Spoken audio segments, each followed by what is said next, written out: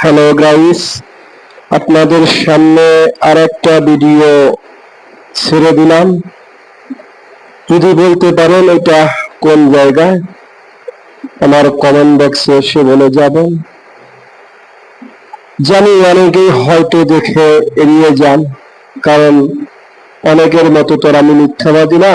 অনেকেই মিথ্যা কথা বলে যে আমার কমেন্ট বক্সে এসে বলে গেলে তাকে 500, 1000, 2000 টাকা দেওয়া হবে।